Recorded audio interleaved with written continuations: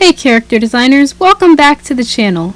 Originally I was going to do 5 weeks of portraits, but I just haven't had time, so I'm just going to go over these portraits that I did over a week and let you know some of the things that I learned.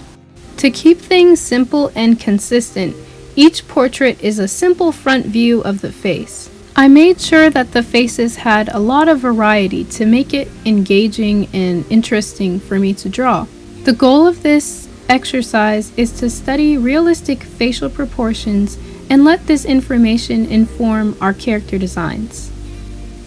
So looking at my drawings here, you can tell that, they're okay, but they don't exactly look like the person that they're trying to replicate. To see what my errors were, I decided to trace over the faces on my iPad and compare them side by side with my original drawing. If you have an iPad, I really recommend doing this. There's absolutely no shame in tracing. This, of course, has all been done in Procreate, which makes it really easy to edit things, and I really love the app. When I traced this, it was really amazing to see how differently everything looked than I perceived it in my mind. When you're used to drawing cartoon characters, you'll notice that the way that you draw those characters really translates into how you try to draw real people.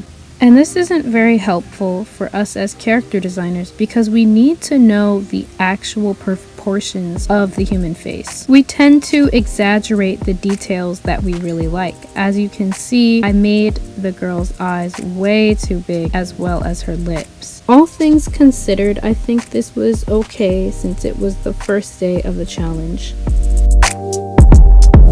So this was the portrait I did for the second day, and it looks a lot better, but the eyes are still too big. The main improvement here is the size and length of the face. The only other thing I really noticed is that the temples of the forehead need to be a bit wider. It was really fun drawing this guy. His hairstyle reminds me of Miles Morales.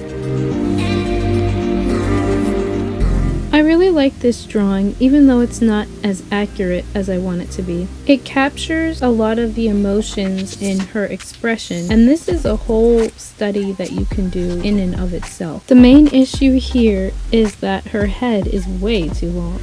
I think that this happened while I was drawing her nose because her nose looked very long to me, and that was one of the things that I drew first. Speaking of the nose, it's definitely too small. This is likely because I was unconsciously trying to exaggerate the size of the lips in comparison to the nose without knowing it.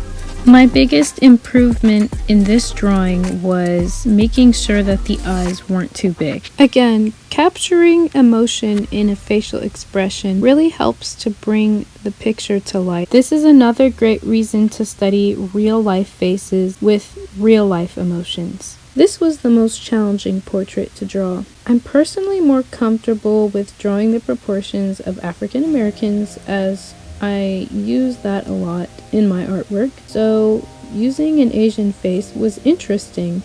As professional character designers, we're going to have to know how to draw different people of different ethnicities, no matter what stylization you are drawing in. So this is another important reason we need to study the human anatomy from real life. Alright, so this is the last drawing, and you really see how I was making the same mistakes. I didn't mention this before, but I was actually doing all of these drawings in pen. 1, to make sure that I didn't spend too much time on any one of these sketches, and 2, to really test my comprehension of the facial proportions right off the bat. But that's exactly why this challenge was so important for me to do. Once you know your mistake, you can learn how to fix them. I did this portrait challenge about a few months ago, and since I've taken my Painting 1 class, I'm happy to say that I have improved a lot. So here are some general guidelines that I use now to help me when I'm drawing facial anatomy. My friends, you can watch a million YouTube videos, but you'll only know what techniques work for you once you do it yourself. So get out there and practice those portraits. Dream big, live bold, and keep on creating. I'll see you all next time.